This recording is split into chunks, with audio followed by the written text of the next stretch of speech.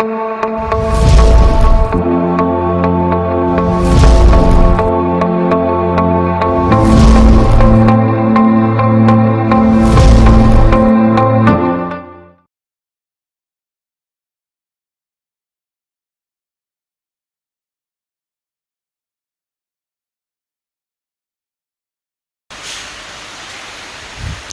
हम लोग डिस्कस करेंगे क्वेश्चन नंबर DR 1078।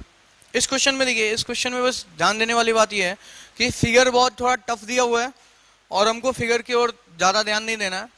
हमको बस ये देखना है कि हमको क्या करना है। एक्चुअल में हमको हर एक जो ब्लॉक्स हैं, जो हर एक बॉल दिए हुए हैं, हर एक जो स्फीयर दी हुई है, उनका अगर हम सिंपली जो चेंज इन मैकेनिकल एनर्जी है अगर वो हम कैलकुलेट कर ले तो मेरा सारा काम ही हो जाएगा। और जो लास्ट में जब ब्लॉक जब हॉरिजॉन्टल अवस्था में हो जाएगा तो हम सारे को एक मान लेंगे। तो पहले हम क्वेश्चन देख लेते हैं कि क्वेश्चन है क्या। क्वेश्चन ये है कि एक इस तरह से एक ट्रैक है, सर्कल टाइप का बना हुआ है, आधा सर्कल है जो आगे फर्दर इस तरह से है। ओह,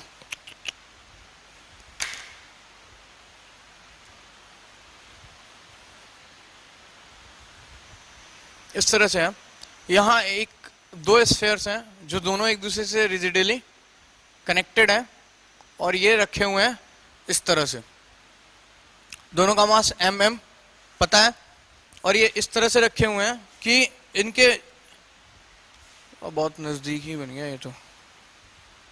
ये कुछ इस तरह से रखे हुए हैं, इस तरह से कि बड़ा है ये थोड़ा, इस तरह से है कि ये जो है यहाँ से एंगल जो है 45 डिग्री सस्टेन कर रहा है। ठीक, 45 डिग्री एंगल सस्टेन कर रहा है। ये मेरा R दिया हुआ है और ये भी मेरा R है। अब हमसे क्वेश्चन ये पूछा जा रहा है कि अगर ये वाला पूरा का पूरा सिस्टम अगर हॉरिजॉन्टल हो जाता, मींस इस पोजीशन पे आ जाता,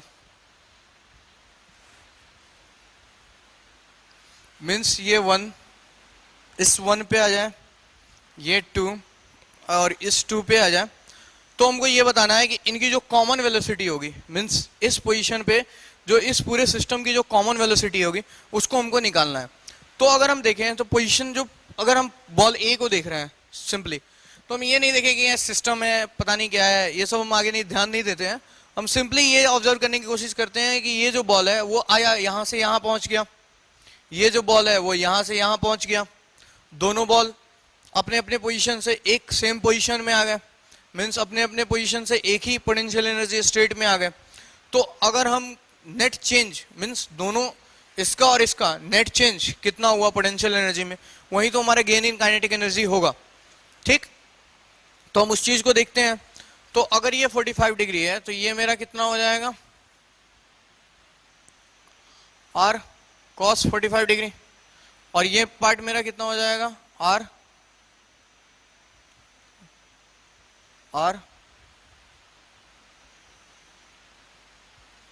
1 माइनस cos 45 डिग्री, ये हमारा हो जाएगा। ये मेरा इतना आ गया। तो अब हम नेट चेंज ही निकालते हैं।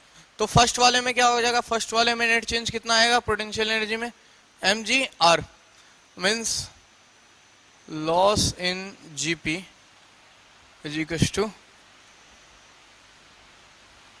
Gain in kinetic energy. तो mgr plus mgr 1 minus 1 by √2, क्योंकि cos 45 डिग्री की वैल्यू 1/√2 होती है। इज इक्वल टू कितना होना चाहिए 1/2, और जो उसकी वेलोसिटी है v²। और मास कितना लेंगे यहाँ पे, मास यहाँ पे हम दोनों को एक सिस्टम मान के करेंगे क्योंकि दोनों की हमको कॉमन वेलोसिटी पूछी गई है। तो अगर दोनों की कॉमन वेलोसिटी पूछी गई है तो दोनों को हम एक ही मास मान सकते हैं, और दोनों चूंकि एक ही ओरिजेंटल प्लेन पे हैं तो हमको ज़्यादा दिक्कत भी नहीं हुई ये ग्रेविटेशनल पोटेंशियल एनर्जी का चेंज लेने में। तो हम सीधे सीधे इसको क्या बोल सकते हैं कि ये एक नहीं ये दो मास है 2m अलग अलग। आप ही देखो, अगर इसको हम करते हैं mgr इज इक्वल टू इस बॉल के लिए 1/2m v², 1/2m v², और फिर इस बॉल के लिए करते हैं तो ये भी आएगा 1/2m v²।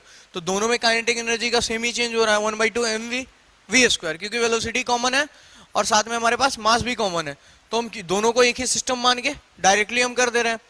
तो अगर हम इसको फर्दर ये करें तो मेरे पास क्या आ जाएगा 2mgr